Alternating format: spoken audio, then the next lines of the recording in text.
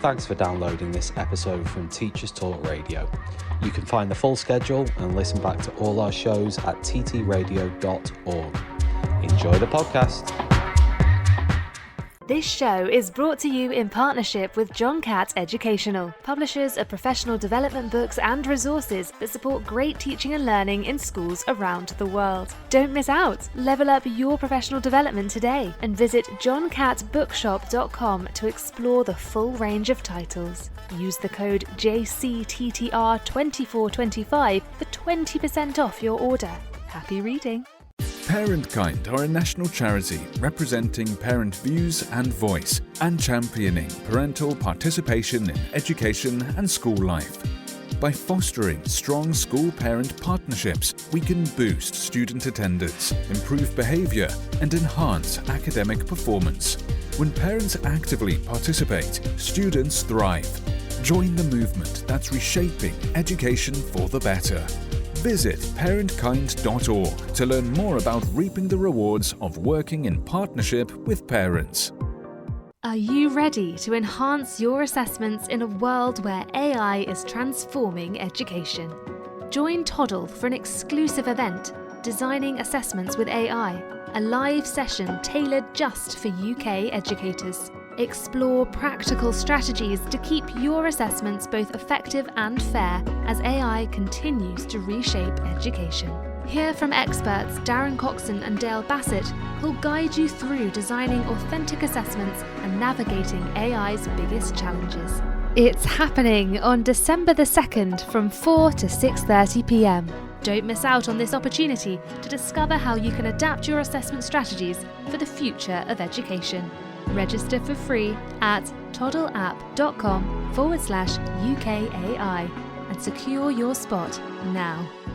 Hey educators, ready to kickstart 2025 with world-class inspiration? Then don't miss Bet UK, happening January 22nd to 24th in London. Get fired up in our high-energy arena hosted by Laura McInerney with an incredible lineup.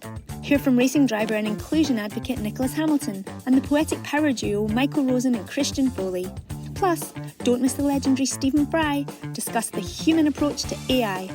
Explore hundreds of hours of unmissable content, the latest edtech, and free CPD opportunities to supercharge your skills.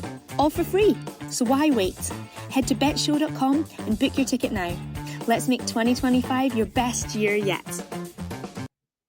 Hello and good evening to Education Tonight. And if you're wondering, this is not Adam Spence. This is none other than the great and glorious legendary Teacher Talk radio host, English, I call it aficionado extraordinaire, and one of the most verbose, articulate, and I suppose has the, well, what's another word for verbose and articulate? You've got a fantastic vocabulary. The legend it is himself, Christopher Vaughns. How are you feeling, Christopher, coming on to the first debut of Education Tonight?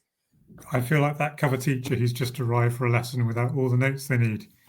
Thanks for your kind introduction, Brent. Oh no, my friend, I could listen to you all day long because I just feel that my levels of knowledge of the English language increases exponentially every minute I spend in your company, which is a massive compliment. Brilliant. So we are sponsored by two sponsors. We'll John Catt and Parentkind. We'll talk about them a couple of times throughout tonight, and we'll actually do a couple of sort of feedbacks to them as well. But obviously, you'll get some emails if you're like me from John Catt, and I do like the idea of Parentkind because they are all about feedback as well. So today, I did something quite rather silly that. I don't know if silly is the word for it, but my school chaplain, we have a school-led chaplain, and we've worked together for about 15 years or so, and they do tend to volunteer me for quite a lot because apparently, yeah, I'm game for doing lots of things. But I also was nominated by one of my year groups when they said, this teacher, this is the one that we want to do, what probably a teacher should be able to do, but I was capable of doing, for some strange unknown reason, a sponsored silence. So this afternoon, I was raising money. This morning, I should say, and this afternoon, the weirdest thing happened. I yesterday recorded some voice notes on my phone, just in case I was kind of caught out with random scenarios.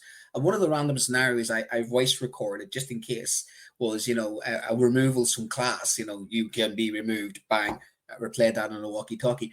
But I also recorded in the event of, I suspected we were going to have a fire drill. And lo and behold, at 3 o'clock this afternoon, we had a fire drill. It was unplanned.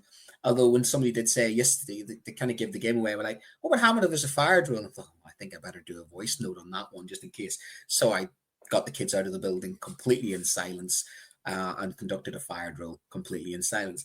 And what was interesting is that I noticed is that a lot of my routines in the classroom came in, how the kids came in, orderly fashion, how they got their equipment out, and the non-verbal communication that I had to sort of use, eyes, hand signals. And it is true that we communicate as teachers in so many different ways than using our words. And it's interesting, the kids were like, how are you going to teach lessons today? I just had to change my planning. We just had to make sure that the lessons were scaffolded a lot more. And interestingly, one of the two of the students like, I like these lessons, sir. Maybe we could do this more often. I'm thinking, maybe you want to keep me quiet. It's okay. They've taken that too personally.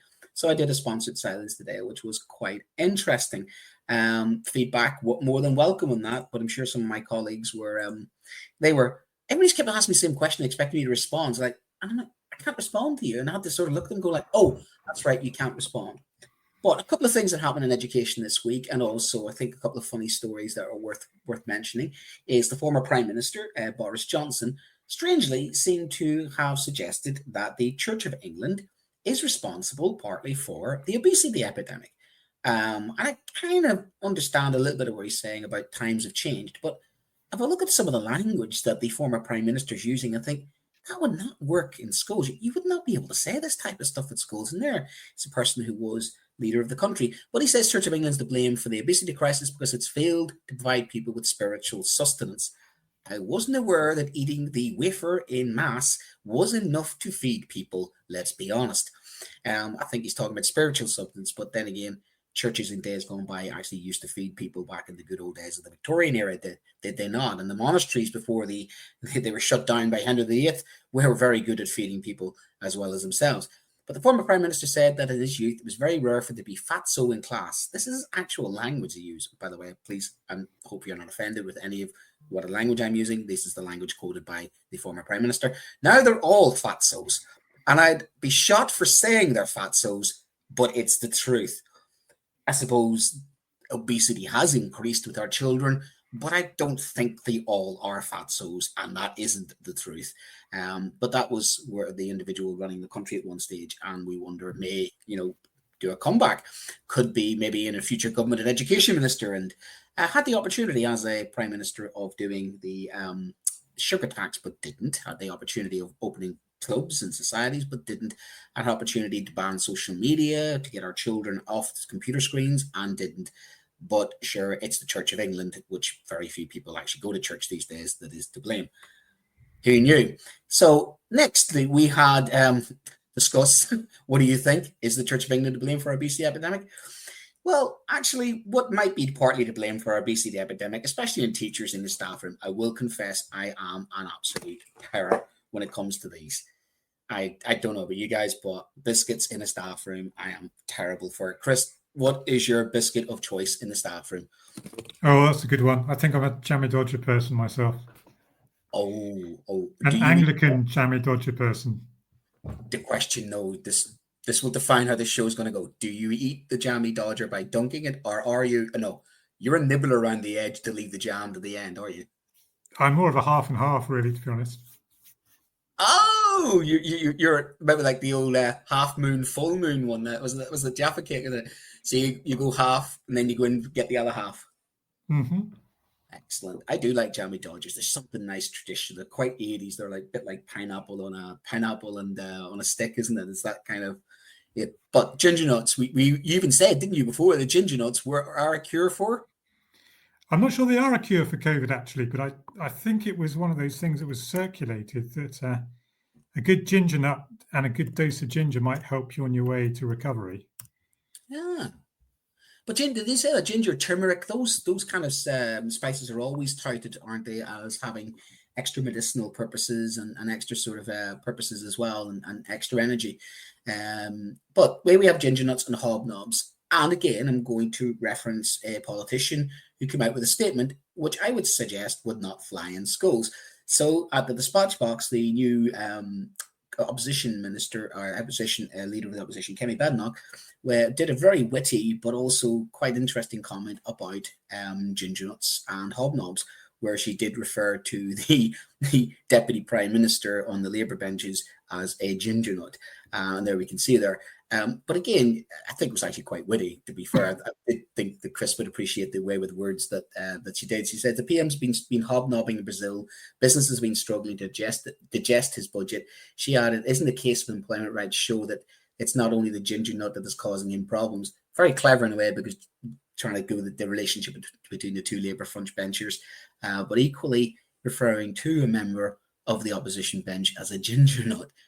I mean, again, that was touted as the kind of thing you'd hear in school. And when I saw that headline, the type of thing you'd hear in school, my first reaction was, no, it is not the type of thing we'd hear in school. Because if we heard that type of thing in school now, we'd be like, no, you don't talk to people like that, which maybe sort of reflect on how people outside school talk about people in school and the difference between the realities between school and the real world. So I thought that was a nice little bit of a fun introduction into what goes on in the world outside education, which bleeds into education, and get you started on what you would like to eat in the staff room. So onto the serious topic, knife crime. What do you think? Let's start with what you think then, Chris. What do you think is the reason for the increase in knife crime? If you had to sort of say two or three things in your experience, do you think is driving where the knife crime is coming from? It's tricky, isn't it? I mean, without the breakdown of the whole country, it's very, very different in different areas of the United Kingdom, I'd imagine. So when I worked in London over a decade ago now, I lived in South London, and I used to teach about 7 minutes away from the flat in which I was staying. I remember walking into school one day and hearing this enormous scream coming from the road on the approach to our school gate. And I thought, well, heaven knows what that is. It's obviously some students mucking about. And then when I came around the corner, I found a woman who had literally just had her mobile phone snatched out of her hand by somebody on a scooter, who then slashed her hand with a knife to get her to drop the phone. So I had to then take her into my school with her hand bleeding quite heavily, actually, and make sure that she got the first aid treatment she needed. So when I was in London, knife crime had a very particular kind of setting and a very particular kind of culture around it. And it was largely located around areas where we knew that drug crime was significantly high, where there were significant gangs that were known to the police. And I imagine that's probably different in other parts of the country. What do you think? Yeah, I mean, I think you're right. I think there is this sort of gang culture has increased. So for me, I think gang culture and fear. So my theory on it is actually aggression around the world globally has decreased by some ridiculous factor as a result of the reduction of lead. And there's a really cool graph, and I should have included this. There's a really cool graph that shows lead, petrol, and aggression, and fights, murders, all the rest of it. So actually globally, the amount of people being killed globally is decreasing. But there is then the phenomenon of an increase of knife crime. And it's not endemic to the majority of our children, who I think have become less aggressive. And playground fights are a lot less than they used to be when I was at school. We'll talk later on about like shouting at schools. Schools have become less aggressive in some ways, but then it does mean that the people who are aggressive stand out more.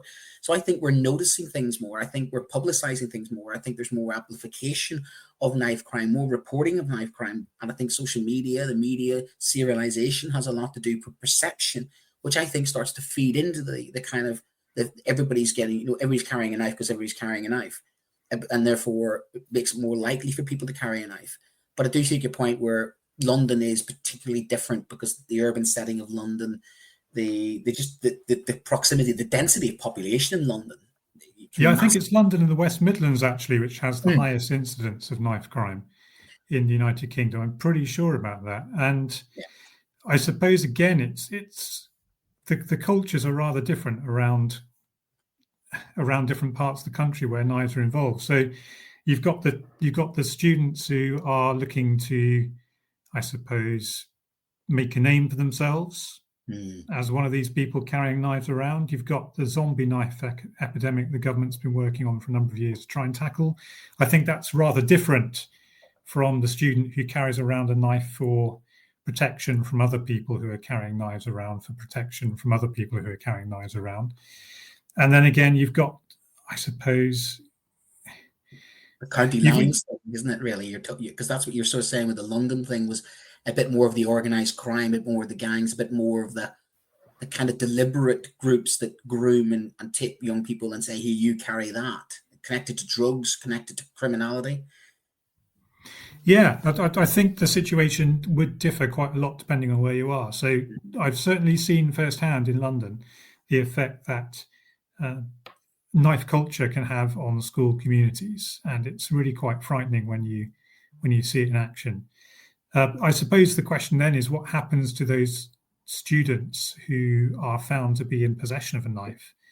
Now, in certain places around the country, like, say, for instance, London or the West Midlands, if those students are expelled from the school, if they're sent somewhere else, they're going to be going home to the same environment, even though they may be moving to a new school. So you're not fixing the problem, you're just moving it to a different school building in many cases. And I've seen examples of that over my time in education. How we fix it is a complex one. It's got to be surely around, and JBL's just said actually playground violence in South London in the 1960s was horrendous. In the late 60s, many schoolboys were skinheads from various rival gangs. So gang culture's definitely got to be at the root of it. The gang culture of 2024 is significantly different from the gang culture of the 1960s, but in a sense, it's still the same. It's still tribes taking on other tribes over various issues, less to do with clothing now and more to do with other more complex youth cultural themes.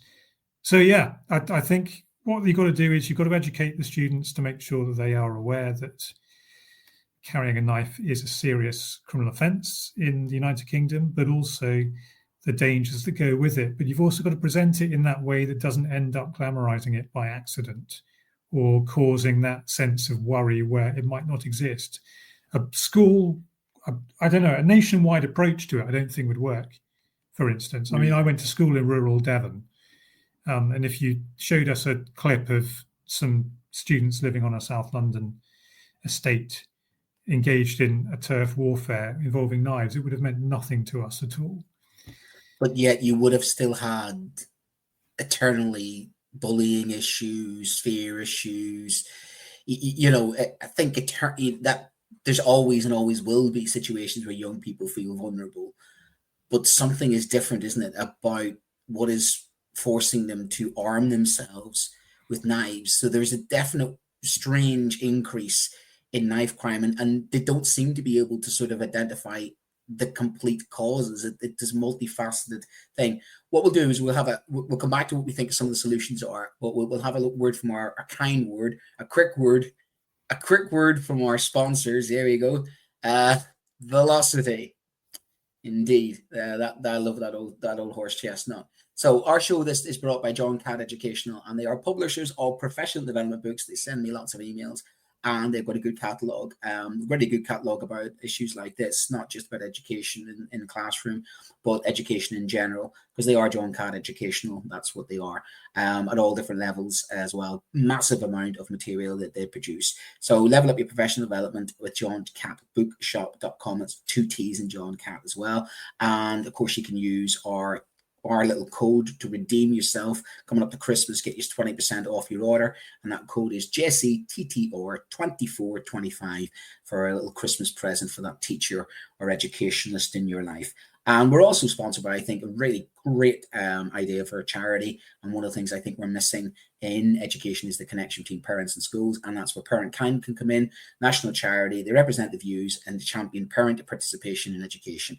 And we do need more of that, because we need more positive parent participation as well and better relationship. And they think that can improve student attendance, behavior, and also academic performance, because that's all connected, isn't it? And when they suggest when parents actively participate, students thrive. So they say join the movement that's reshaping education, and that is Parent Kind. So there's our two sponsors.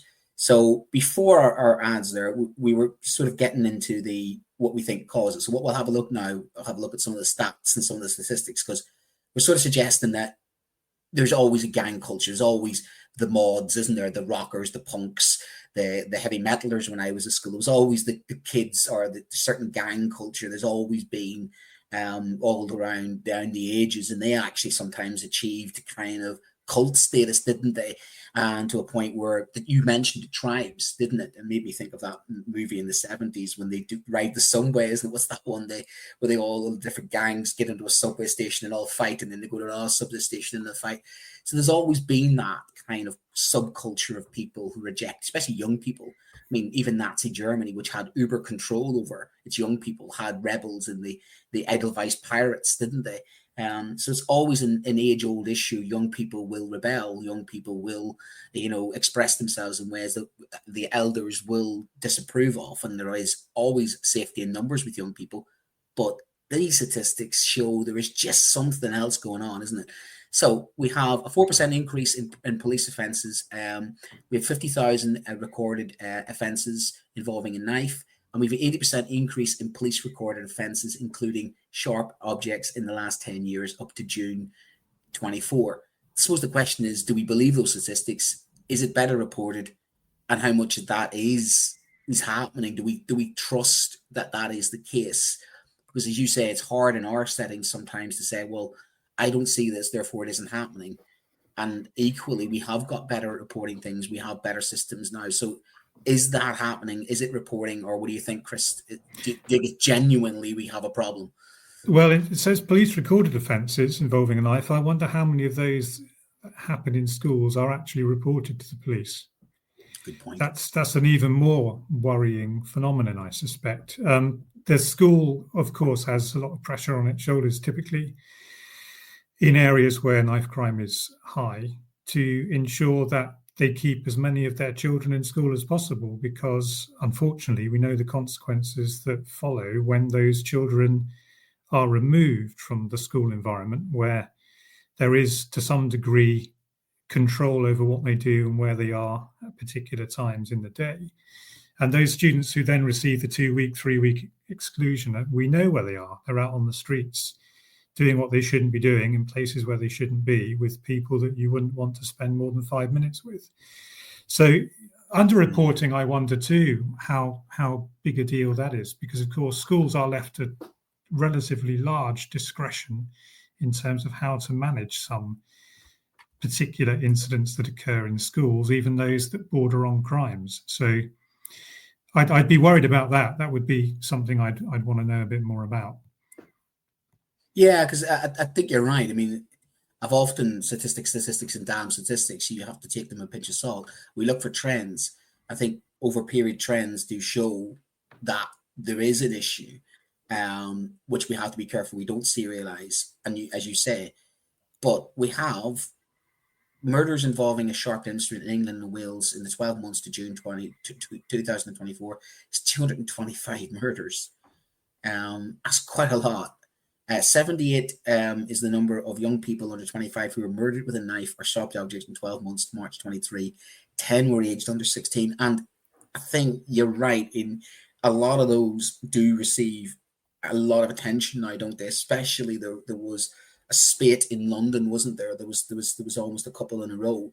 And it's good that they are receiving that attention in a way to highlight the problem. And I know some politicians, for instance, David Lammy, for instance, has spoken out a lot about this. So it has been championed by people in opposition and even people in government.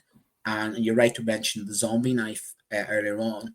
I suppose my take on it is that if it's not knives, it would be something else. It's for me, the knife is sanctimonious of what weapon is the choice. But if it's not knives, it would be, like you see in the case in America, it'd be guns, isn't it? So, I mean, we're lucky we don't have that. And I think there was a about 10, 12 years ago. I know in the Midlands, Nottingham used to be referred to as Shottingham. When I arrived over to Nottingham about 20 odd years ago, my mother used to sort of like, "Are you safe in Nottingham?" I was like, I grew up with the troubles in the war zone, ma'am, all right? And it was interesting because that was making national news that some places were having reputations. And you're right, West Midlands had a reputation for that as well. And of course, Glasgow was synonymous, wasn't it, for knife crime? And they seem to have tackled that head on quite aggressively, but also not just using schools. They've tackled that from a social point of view as well. They've come around that problem from many assets rather than just saying, well, let's just educate the kids at school about knife crime, or let's go the other way and make harsh punishments and that will deter them. It has to be that multifaceted approach to tackle it. You can't just dump it on schools and say, if we educate children at schools, that'll solve the problem. It can't be done in isolation. Yeah, well, if it ends up getting stuck into your PSHE program, taking up too much of that time, then it just becomes a misery fest for every student in the school, many of whom wouldn't have dreamt of going anywhere near a knife. So it's that striking that balance, isn't it, that makes sure you get the message to the people that need it and the people that can be transformed. I'm reminded of the book I read, it must have been in the 1990s when I was at school, The Cross and the Switchblade, about the Christian missionary that goes out into society and tries to bring these children out of gangs and back into the mainstream culture of his community. And it had quite a significant effect on me, I think. So, yeah, I don't know what the single solution is. It's got to be a combination of education and government action, I think, on legislation. But, it's already illegal to be carrying a knife in a public place. But I think you're right. If knives disappear, then it will be screwdrivers. And then it will be, where do you go? It will be heavy torches. I sort of think it'll be in the future, they'll 3D print like something you'd see in a sci-fi movie. It'll be something else, won't they? Because we've seen before where people in other countries, I went to Eswatini, Swaziland about 12 years ago, and I've seen a poster from the local newspaper saying snakes are now used, thugs use snakes, not guns any longer. Like, okay, so in some countries, somebody could go up to you and say, here's a black mamba, you're going to get stung by that. Or you could imagine, people will always threaten other people with different sort of things. Syringes with blood in it is being used in some places. And it depends on what the trend is. I think you mentioned earlier on, knife culture. And I'm not going to be Mary Whitehouse about the whole thing about, the culture around music, the grind and all, and that fuels it. I don't think that is the case. I think it is more to do with the fear. I've got a good comment here. I think we need to explore the underlying reasons that spate and knife crimes, address those. I completely agree. I think the underlying poverty, youth clubs, lack of role models. I mean, recruitment and retention of teachers. If we're losing lots of teachers, especially if teachers aren't staying in communities, one of the things that I think we need to do is keep teachers in communities so they know the families, they know the kids, and then they can, they can help rescue those children. If you've got no relationship with the children, you don't know the area, you don't know the kids, how invested are you in that community? Whereas, generations gone by, teachers stayed in their communities, they were their schools. You had the unfortunate situation with a head teacher who was unfortunately killed, but he was outside, was he not, defending his students in his own school? And you do that when you are invested and linked to the community and have a connection to the community. And I think some of the things that have happened, I think the same goes for police. I think you call me old fashioned, but your old Bobby in the beat that knows the kids, knows the gangs, was able to talk them down. I think the services, the youth services, the youth workers, the amount of youth workers that have been cut as well. It shouldn't just be school. You have to put all of those measures back in place to deter young people, but also hope. I think positivity. When you talk about young people, what hope is it for them? They've got to be jobs. They've got to be a future for them. They've got to feel as if the gang's calling them, or aspirations calling them, and a better future's calling them, then, well, I'm not joining that gang because I have a future and I don't want to jeopardize my future as it is. What I will say is, and talking on my experiences, I had the Jimmy Mizzen Trust and the Ben Kinsella. We had them in school when I was PHSE coordinator about 10 years ago. And honestly, Christopher, listening to the families of those impacted on knife crime, it was very powerful stuff. And I think there's definitely a place for lived experience. And I think there's a massive amount of good charities and a massive amount of individuals out there, former gang members, that can be taken in, recruited into schools and bring them in. And I think live testimonies are a very, very powerful tool. I mean, have you any experience of that, of any of those type of sort of roadshows or sort of talks that hard-hitting, powerful, direct to the students, that can sort of help convince them that it's the wrong course of action?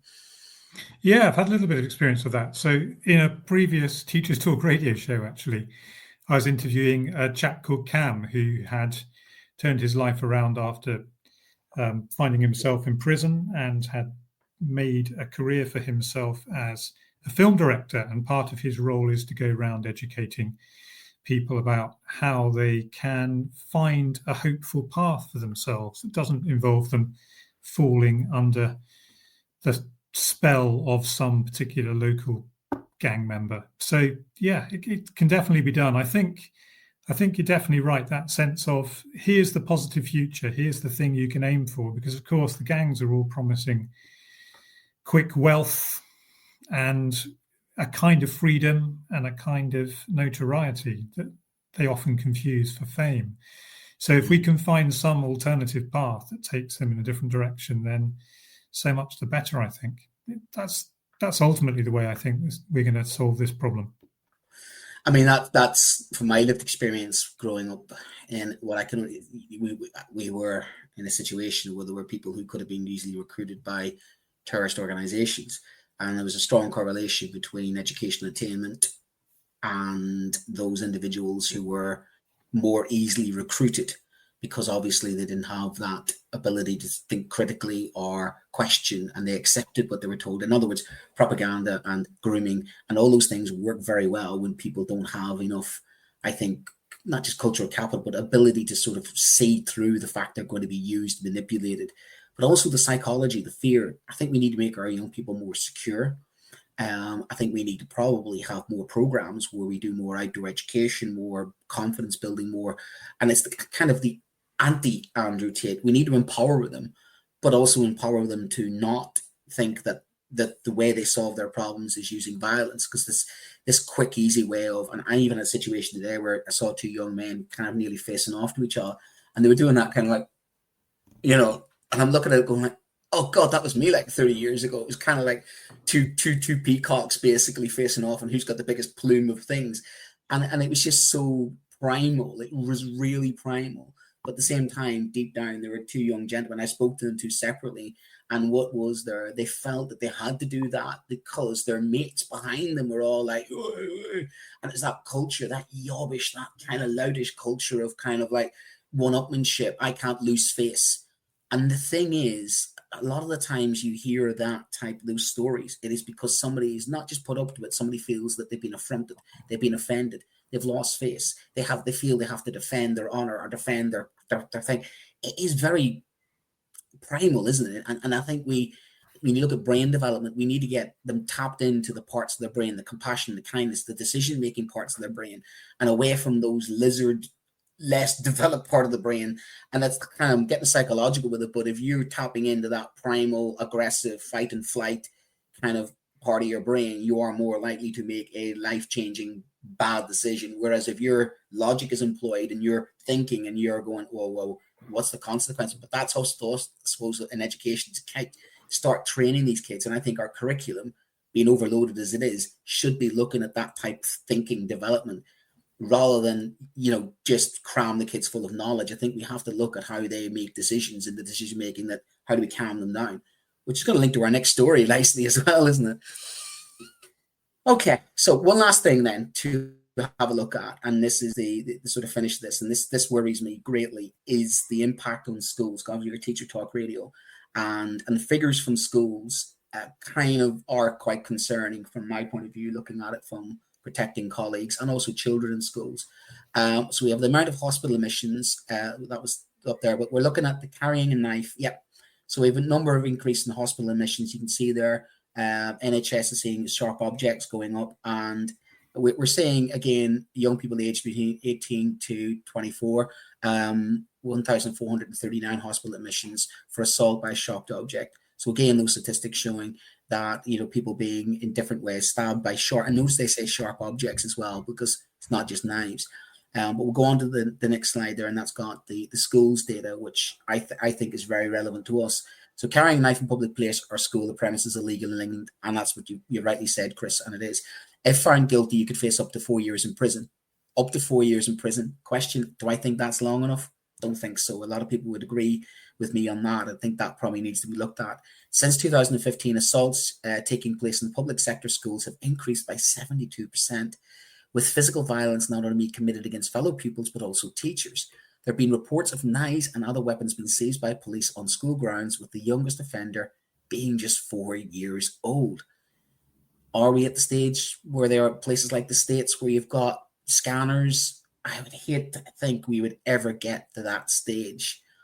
But is something wrong when a 4-year-old is bringing a knife into school? I mean, my God, my children are lucky to bring their water bottle into school, never mind a knife. What's your thoughts on that?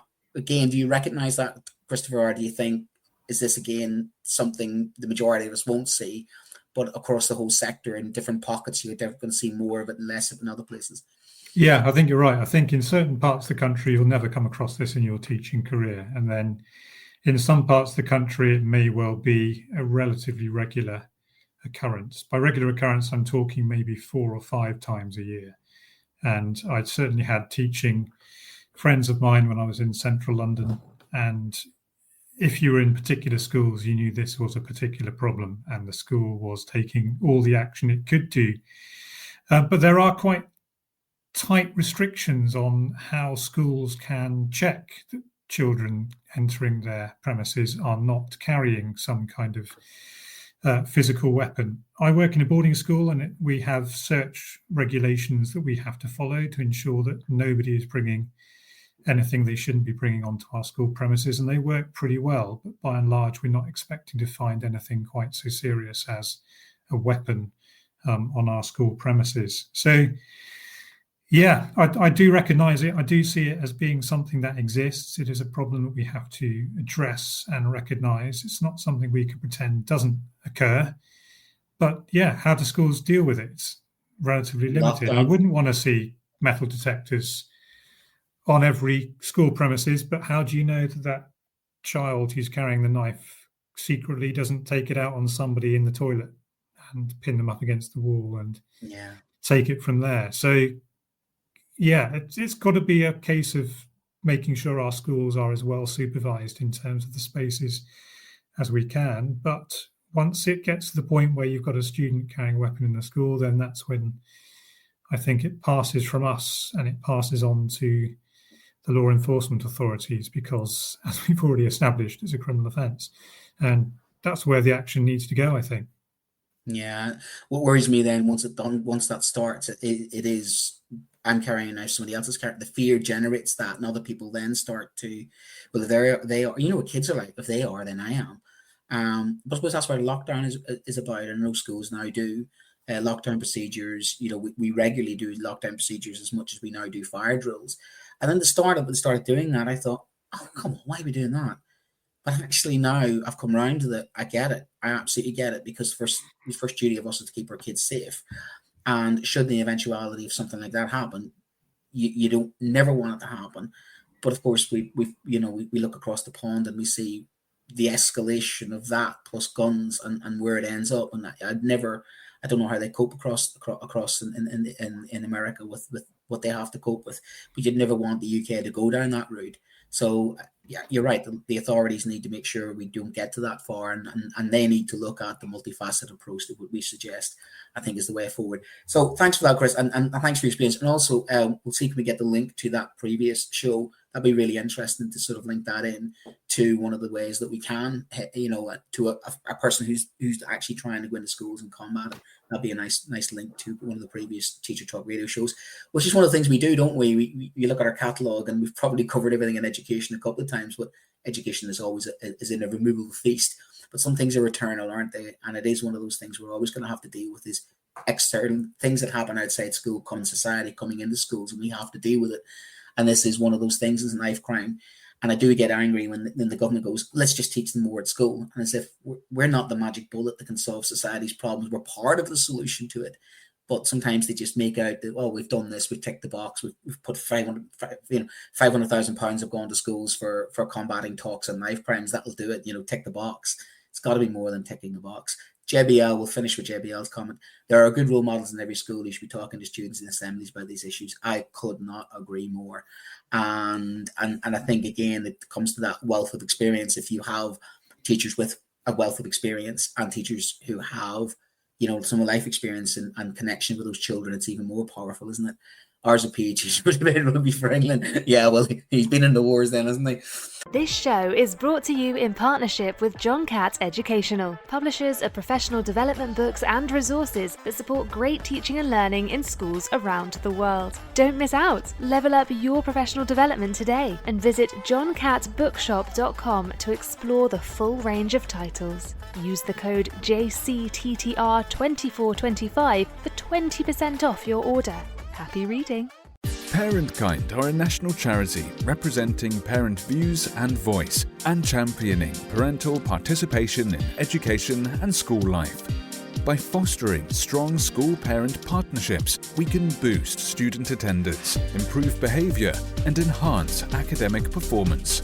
When parents actively participate, students thrive. Join the movement that's reshaping education for the better. Visit parentkind.org to learn more about reaping the rewards of working in partnership with parents.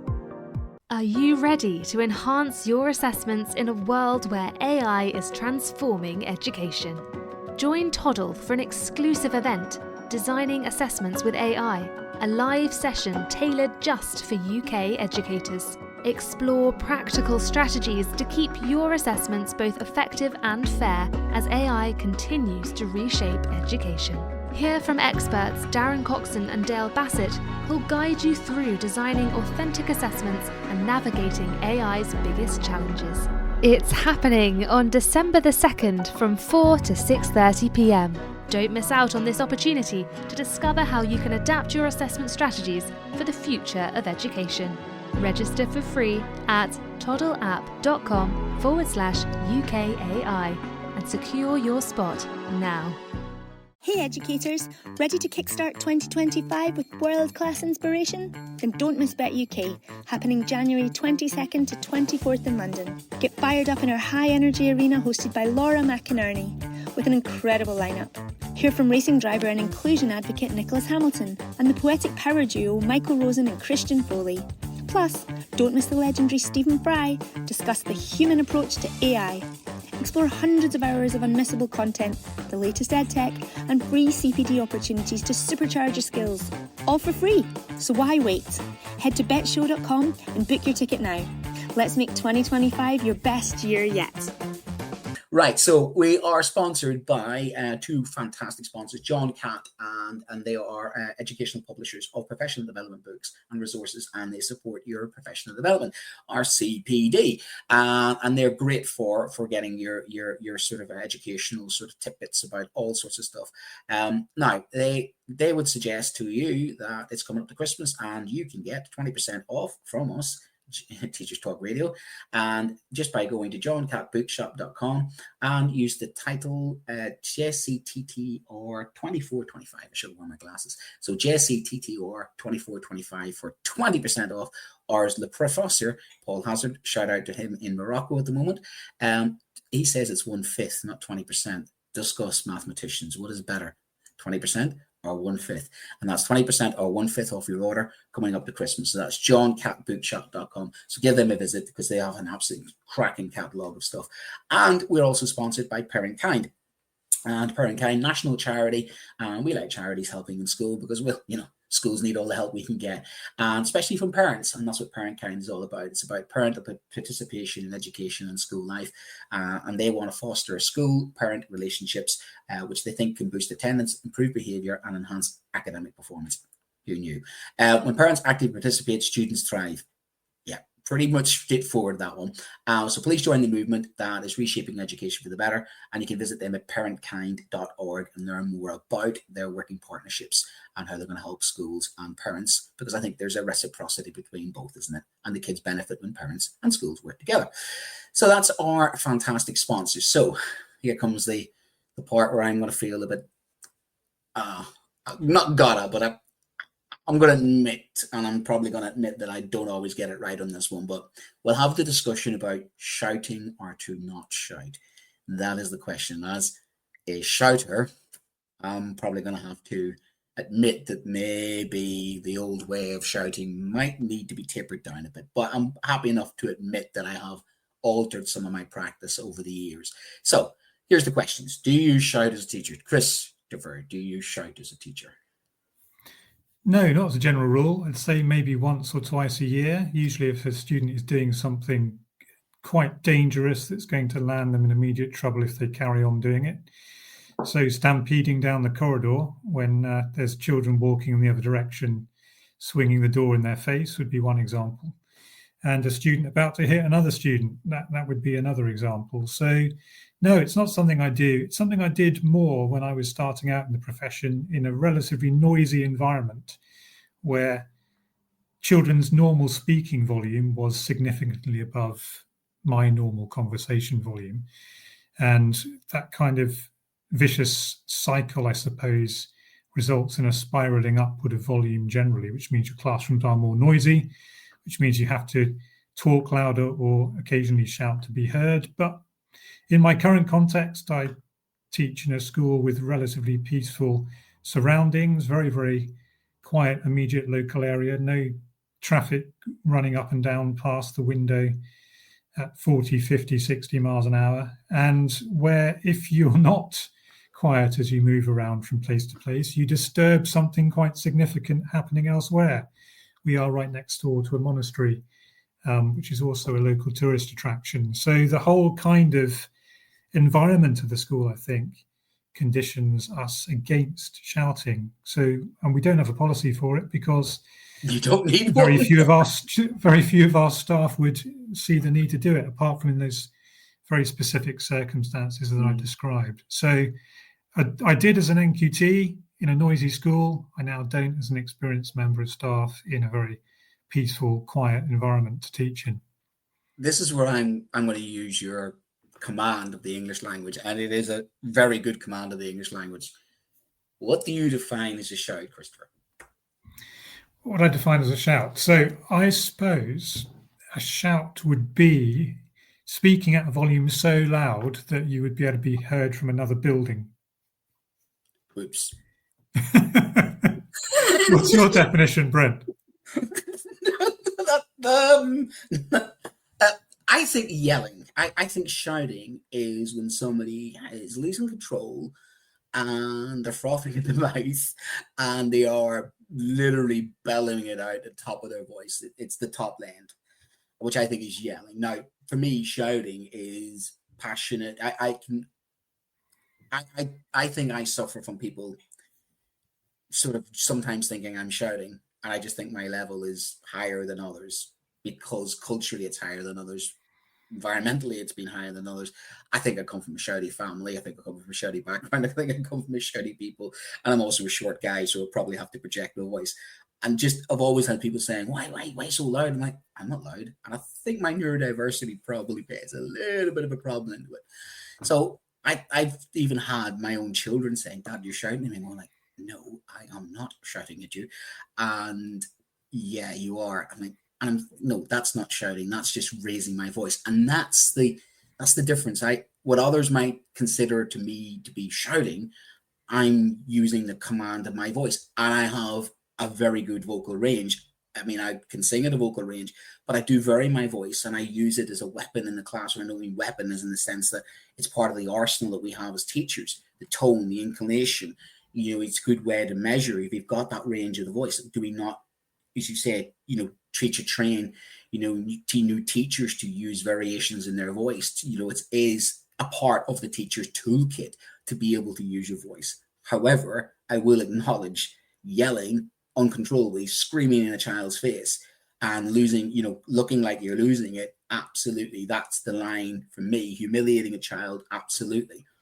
But I do think there is the scope for misinterpreting what one person's shout is another person's sort of passionate raised voice.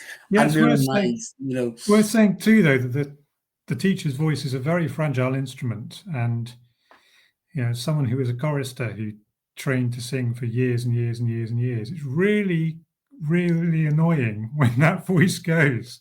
And I've been in I've been in school having not shouted at any point in that academic year, and found that my voice has gone simply from reading texts aloud to a class at length in a particularly cold time of year with flu bugs going around and all the rest of it. And then having to spend, rather like your sponsor Silence, having to spend the rest of the week or 2 weeks teaching English literature without a voice, gesturing towards the board and putting up all of my questions on a sheet or a PowerPoint and just pointing at them and then getting students to speak one by one. So your voice is a really precious thing, and you can do quite a lot of damage actually to it by regularly pushing it beyond its range. And JBL, I think, is quite right actually when he says here. Lucy, our host, has said she did a good show last year. I would recommend that too as well.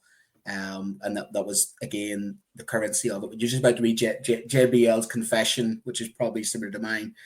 What's JBL saying then, Christopher? I used to be a shouter. I wised up in a school that intensely disliked teachers shouting at students. I became a far better teacher, and I think he's right. I think there are a whole range of ways to convince students to do what you want to do, and if you're shouting as your first resort, that's a problem. And if you can find a way of making sure that doesn't happen, then I think you're on safer ground with everyone. Yeah. Do you know what you're describing earlier on? My best friend's father keeps budgie regards, and he built himself a huge shed with his budgies, and it 400. And you go into the shed. He's very proud of the shed, and it basically, there's no sound. When there's no sound, they don't have any sound. So here's the thing with budgie guards. If they hear noise, they match the noise around them. Now, then he put the extractor fan on, which is really loud. And as soon as he put the extractor fan on, all of a sudden they chirped up, and they were at the level of and he just showed me. He went to the extractor fan and lowered the level of the extractor fan. And what was happening?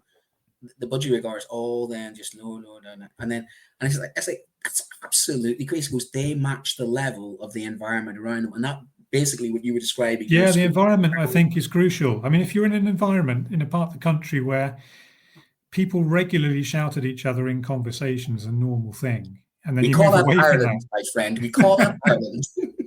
And then you move away from that. It's we also call that Northern Ireland, which is even more shouty than the rest of Ireland. Oh, come on now. No, you would take a trip over. Honest to goodness, man. Have you never seen our politician? We're famous. The Right Reverend Ian Paisley. He wasn't exactly speaking in a low voice, was he? Really? No, that's true. and this is my problem. I just think I reflect the society that produced me, which is quite shouty. And it can be culture, because some cultures are, some cultures globally are a little bit more, vocal that way, and then others aren't. And I think, again, go back to our regional thing. I think the Celtic nations might be a little more shouty than the more pleasant people from the Anglo-Saxon parts of the world. But that's my theory on it. So I'm trying to defend myself, and I'm doing a bad job. I'm excusing it, aren't I? I should probably do what JBL has done and probably suggest that I need to reduce my voice level a little bit. I honestly have, but a reasonable question though: how loud are the children in your school when they're having their ordinary conversations? Is it noticeably loud?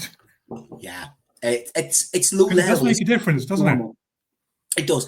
I think it's low level, and I will credit my head teacher, and I don't often mention them. I obviously don't want to bring your own school in too much, but he is a proponent of a calmer school, calmer corridors. And I don't mean Catherine Burble sings silent corridors, because I'm not a big fan of that either, because I think that's not conducive either. I think there's a level of noise that is acceptable. I mean, this afternoon, ironically, I think I have the background white noise.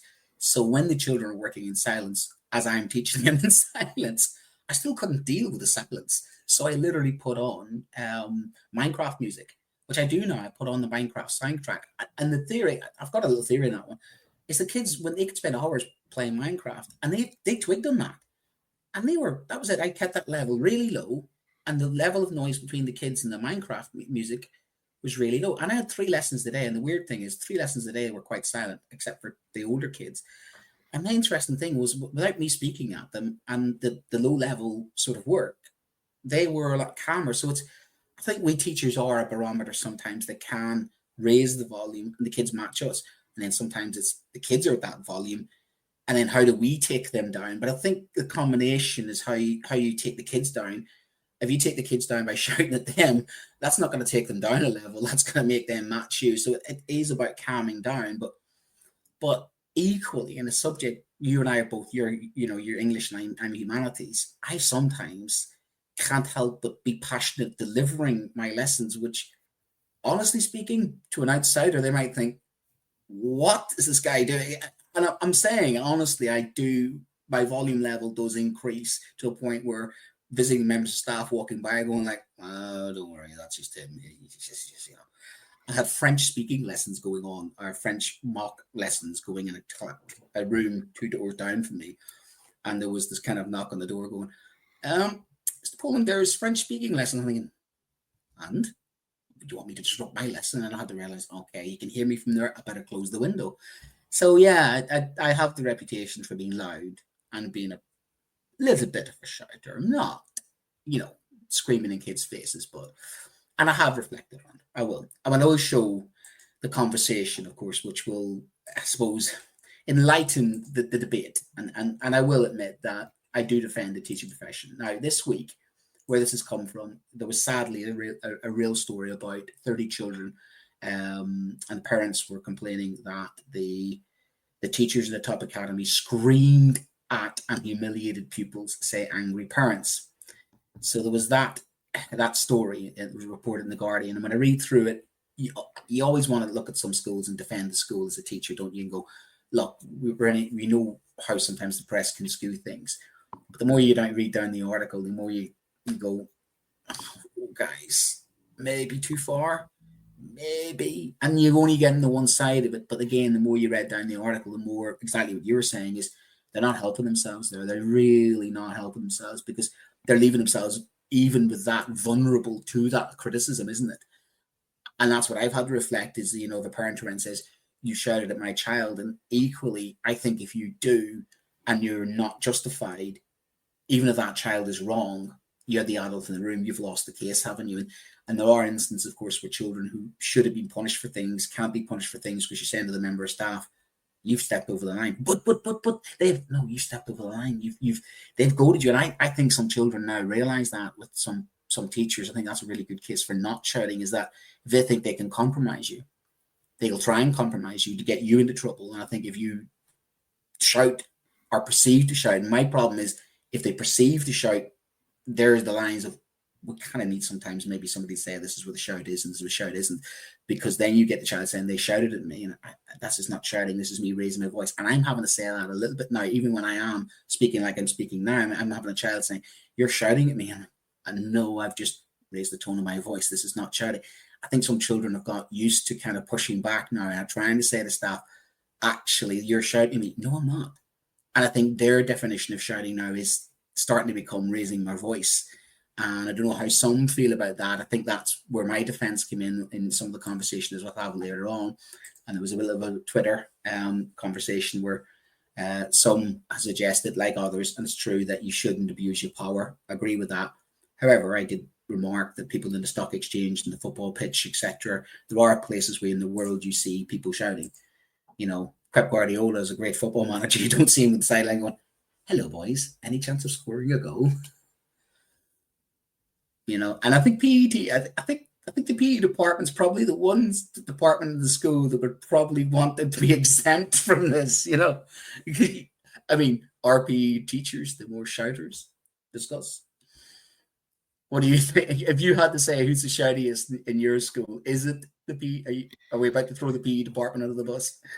Oh, it's a good question. We don't really have shouting staff in my school. It's not Oh, something. come on! It's not something that really happens. I suppose the closest you would get would be in a rugby match or in a hockey match if someone's trying to communicate a message across the field. But there's really little call for it in our particular circumstances. I don't think I'd want to say any more than that at this point, Brent. No worry. No, you're doing nice. You are. But we can both agree on this. We'll leave with the model, I think, school, and this was a head teacher, and this is what we are aiming for. I think we're agreeing that we shouldn't really shout at the kids, but defining what shouting is a bit tricky, but it is about the yelling or losing uncontrollably, but you do put yourself in a compromising position, don't you, if you are raising your voice without good justification. And that's the key, isn't it? If a child is doing something that they shouldn't do, very dangerous fight situations, dangerous situation, health and safety trumps it, doesn't it? I mean, I had that situation once before, about 10 years ago, where a child was throwing snowballs at a bus. And I will be honest, I unleashed an 8 out of 10 on my shouting meter, which is probably beyond most people's ranges. There were probably dolphins off the coast of Ireland who heard me, but that parent then complained and said, "You shouted at my child, and you know, how dare you?" It's like, listen here, do you want me to yell at your child, throw a snowball at a bus, cause a car accident, and then what? I would do it again. And the head teacher had my back on that, because in that instance, he actually praised that I did take action rather than ignoring it. But I did unleash it on that child. I'm not ashamed to say it. And would I do it now, 10 years later? I would think carefully, because I'd be banged direct and I'd probably get a complaint. And that's the difference, I think, which is happening now, is that sometimes we have the right as a teacher to act, but I think we're cautious about acting just in case we are then, I suppose, pulled up on it. And that's the difficulty of doing your job, isn't it? It's harder to do our jobs now without worrying about the teacher society and somebody saying, "You shouted at my child," when you really have the justification for it. Even then, you have to be sort of very mindful of what you're doing. And I don't know if we're trained for that sometimes. I think you got to use your instincts. And I suppose err on the side of caution was more than anything else. But we'll finish just with the school in London, in Ilford. And that's the last one, sorry. So this is, I think, what the model is, and the model should be what we're looking for. Next, thank you. There we go. The schools across the capital are encouraged to sign up to a scheme to reduce absenteeism and suspension. BBC visited one primary school in East London that's taking a different approach. Uphill Primary School, teachers were told never to shout at pupils who misbehave. The only reason I expect someone to shout at a child is if they're running into a road and the car is coming, says the head teacher. Pretty much exactly what you said, Christopher, isn't it? He does not believe in giving detentions or suspensions because he's not convinced they'll lead to better behaviour. So that's connected to more than just the shouting. It's about building relationships. If you want to make a mistake, if someone does something wrong, then there's a learning opportunity. He says behaviour is learned in the same way that maths or English, and every child learns differently. Some find it difficult to manage their behaviour. I mean, that's fair play. I think that's the model of what we're aiming for. I think that might be easier in some contexts in some schools and more difficult in others. But I suppose that's what we're aiming for. I mean, that's pretty much what you've sort of described as well, Christopher, is that most schools would want schools to be places where people aren't scared. And that's the connection between the two subjects, isn't it, tonight? You don't want kids to be scared, fearful, or kind of, you know, running past the classroom because the teacher's going to shout at them if they get it wrong. We don't want to be those guys, do we? We don't want to be that mean, cruel, harsh version of teachers. I mean, that, you know, we don't have chokies in our cupboard, do we? Or, you know, we're not the trunch ball. So it's about finding that balance, isn't it? Yeah, and I think this is probably a primary head teacher who knows his school and his environment well. And it goes back to that sense of environment and culture again, doesn't it? That we've been talking about for the whole show, really. And if he's managed to cultivate a community atmosphere within his school where that would be distinctly unusual, then I think he's going in the right direction. If he doesn't believe in giving detentions or suspensions because he's not convinced they lead to better behaviour, but doesn't find he has the need to give them in the first place, then perhaps he's doing something right. Although on the surface, it might seem a slightly surprising route to take. Perhaps he's spent the time and invested that energy in building up that positive, calm, peaceful environment that we would all wish to see in some kind of great utopian school system. I think it's classroom climate and school culture. Classroom climate and classroom culture are very important. Maybe we don't spend long enough. I mean, I will say one of the reasons I was able today to do 4 lessons without speaking is because I used a lot of my classroom culture, a lot of the routines, a lot of the subroutines. And there's only one class and 1 year group who I'm struggling with because they're struggling to adapt to being GCSE students, and they'll get there. And I need to work harder with them to create that culture of learning. But I suppose that was quite pleasing to me today, that I was able to sort of fall back upon the hard work that I'd spent with those children, doing the routines over and over, the consistency over and over again, and good planning, good organization. So I think it can be done, but it does take a lot of hard work, and it takes investing that time into creating that classroom culture and school culture where, the children, you described it so eloquently. You've got a lovely culture there, but that doesn't come easy. People have had to create that. You don't just turn around and say, I had that once when somebody looked at my lesson observation and said, oh, they're a nice class, they're well behaved. I said, please don't say that. That's not true. I've had to work really, really hard to create that. And I think some people can look and say, oh, how can you create that? It can take sometimes a long time and a lot of investment for multiple teachers and multiple generations of teachers as well, because you're passing on some things that schools, this is what we do in this school, and that we want to pass on those positive cultures. And a remark that my old school, my school used to, when I come into a classroom, stand up when a teacher walked in, hold books and stuff. And I lament we're losing some of those in our school now, because they were always things that were unique, and kids would open the door for me. And it does still happen, but it doesn't happen as much as it used to. And I think I like that. I like when kids you'd say, at our school, you open a door for somebody. And I think schools aren't doing that as much because they've become a bit more corporate. But hey, that's going to take us in a bit of a parallel, isn't it, Christopher? But Christopher, thank you very much for stepping in tonight. And I think that was really two really good discussions on two different things. And your experience on both was absolutely invaluable. And we'll put links to both yourself and Lucy's show, which I think would be very useful on saving your voice, not shouting, and obviously the lived experiences of somebody who has gone through the knife crime situation and tried to combat it as well. Next week we'll look at Adam should be back hopefully, and we'll look at the sixth form strikes going on, because we don't always feature the higher education, and he is somebody in higher education, so he'll be able to give us a little bit of a read on what's going on with the pay and conditions in higher education, which seems to have hit critical mass with strikes today. So thanks very much for listening, and don't forget we are sponsored by two excellent sponsors. That is Parent Kind, who are all about increasing parents and also student and parent and teacher sort of relationships, and you get them at parentkind.org, and of course our long-term sponsor, which is John Catt Bookshop. Don't forget the 20% off, or 1/5 for John Catt Bookshop for Christmas, for their back catalogue as well. Thanks very much to our back team tonight. Thanks very much to Christopher, and we'll see you next week. You've been listening to Teachers Talk Radio. Tune in live and listen back at ttradio.org. We look forward to hearing from you next time on Teachers Talk Radio.